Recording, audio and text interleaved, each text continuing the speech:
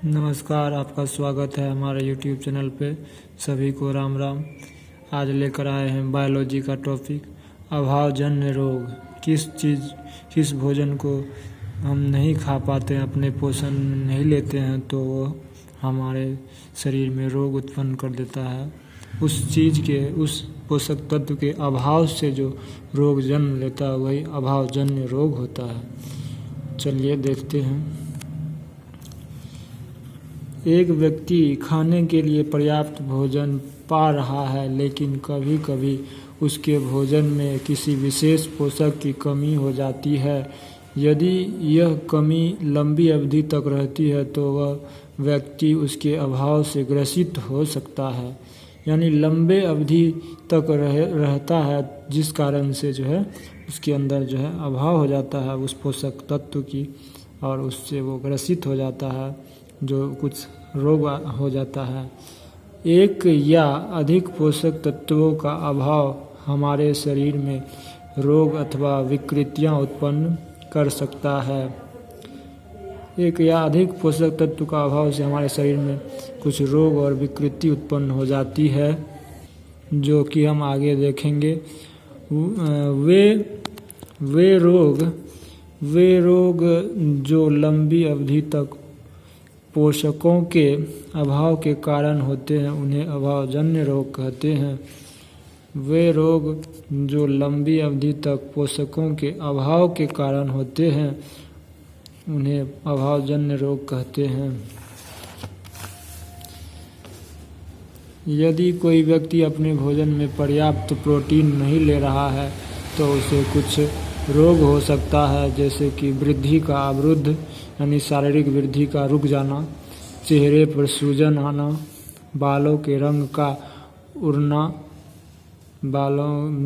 का उड़ना, त्वचा की बीमारी और पेचिश आदि हो सकता है। कौन सी की कमी से? प्रोटीन की कमी से। जिसके पोषक यानी भोजन में उसको प्रोटीन नहीं मिलता है तो उससे जो है ये सब समस्या हो सकती है। कौन चीज़? तो उसके शारीरिक वृद्धि विकास रुक जाता है, चेहरे पर सूजन आ जाता है, बाल का रंग का उड़ जाता है, त्वचा की बीमारियां उत्पन्न हो जाती है और पेचिश आदि हो जाती है। यदि प्रोटीन तथा कार्बोहाइड्रेट दोनों ही किसी व्यक्ति के आहार से एक लंबे समय तक अनुपस्थित रहे तो उसकी वृद्धि पूरी तरह से अवरुद्ध हो जाएगी। ऐसा व्यक्ति बहुत दुबला पतला हो जाएगा। वह इतना दुर्बल हो जाएगा कि चलने में भी असमर्थ होगा।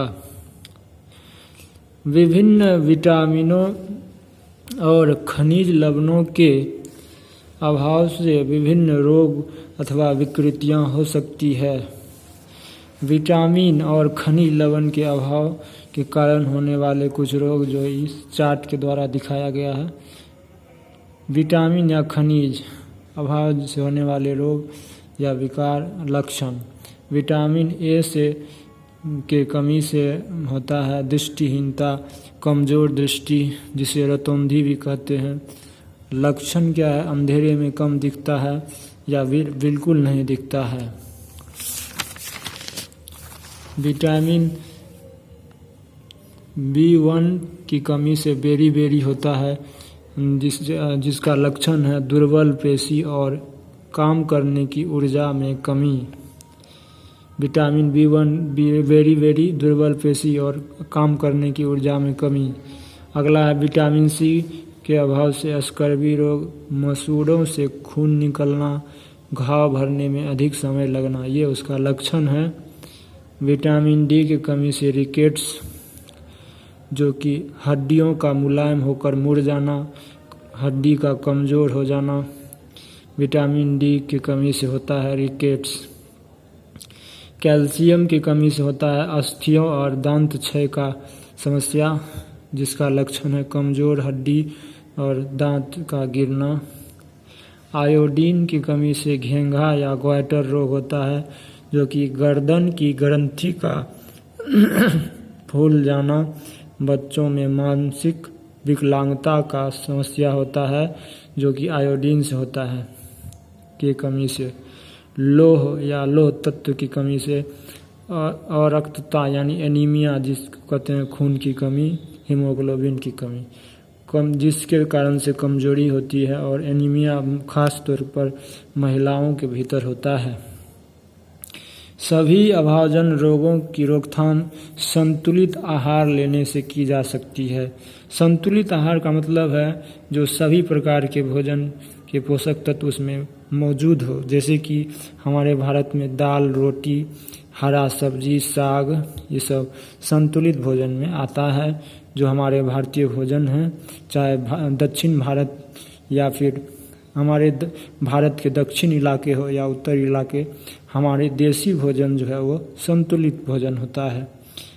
इसलिए कहा गया आज के युवा सबको अपना घर का भोजन खाएं, अपने पारंपरिक भोजन खाएं, वह संतुलित होता है, न कि बाजार का खाना जो कि पता नहीं कैसे किस तरह से सारा केमिकल और जो है कम घटिया क्वालिटी के तेल में जो है बनता है। भारत के विभिन्न इलाकों में भोजन में इतनी अधिक विविधता होते हुए भी आहार में पोषक तत्व का वितरण सामान्य है। यह वितरण हमारे भोजन में आवश्यक पोषक तत्व की उपस्थिति सुनिश्चित करता है। धन्यवाद।